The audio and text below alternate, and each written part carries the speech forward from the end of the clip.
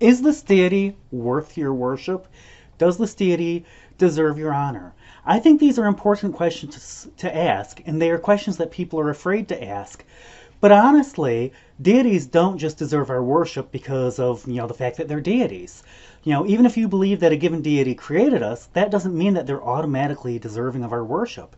And I think that more people would benefit from asking that question of, does this deity deserve my worship? And I would encourage you to ask that because it will change your life and change your world and change your spiritual practice. Blessed be. In a previous video, I asked, does this deity deserve worship? In this video, I want to cover the next obvious question. Well, what is worship? What does it mean to worship a deity? Does worship mean that we have to grovel before said deity? I don't think so. Is it possible to worship a deity and still have our own independence? I think so. I feel like we a lot of times allow certain groups, namely evangelical Christians, define what worship is and what it has to look like. But let's rethink about that a little bit. What if deity worship is something that, is helpful for deities? What if it's something that's beneficial for us? So stop and think about that. Why do you worship if you do worship? What do you get out of it? What does whoever you worship get out of it? I think these are very important questions. Blessed be. I think that ritual is a very important part of any spiritual or magical practice. The problem is that ritual is often misunderstood. Ritual, a lot of people think, is about complexity and adding a bunch of bells and whistles, or as they like to say in the Catholic Church, smells and bells, to it. You have to have all of these candles, all of this incense. You have to have this perfect chant. And while if complicated ritual is your thing, more power to you, but ritual doesn't have to be that complicated.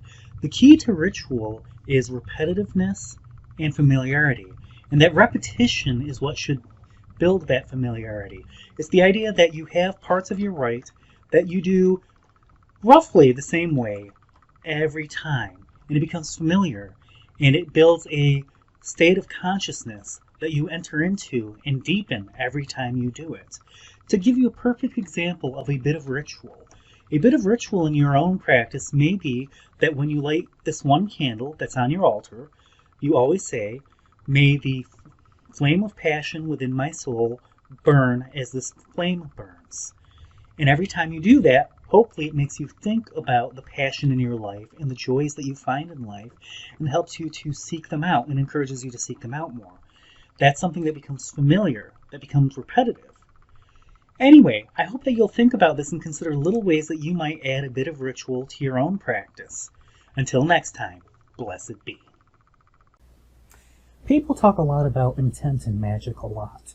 And I think that this is a good thing, but I also think that it sometimes gets discussed poorly. Intent is more than a vague idea of what you want to have happen or what you want your magic to accomplish. Intent is something that you work on and you develop for a very clear image of, this is exactly what I hope to accomplish. Your intent must be clear, and it must be, at least to a certain degree, specific. And I think that some people also don't understand that intent is not the entire puzzle. It's not the entire puzzle, it's just one piece. The other important thing is effort. Setting an intention doesn't make it happen. It's the effort that you put into it that makes things happen. And this is where the intent is important, because the intent is what focuses and clarifies and directs that effort. You set an intention, and clarifying that intention is actually part of the effort that you put into your magic. And then you say, okay, now that I know what I want to do, here's how I'm going to go about accomplishing it, and here's the work that I'm going to do it. Anyway, I hope this has been a helpful thing for you to think about. Blessed be. Let's talk about sympathetic magic. Sympathetic magic is a very useful tool and a useful type of magic. I don't think a lot of people fully understand it, though. A lot of people, when you think about sympathetic magic, they start thinking, oh, I need a piece of the person's hair, or I need, their fingernail clippings, or I need something from their body, or, even maybe a piece of clothing. But the thing is all sympathetic magic requires is something that you associate with that person.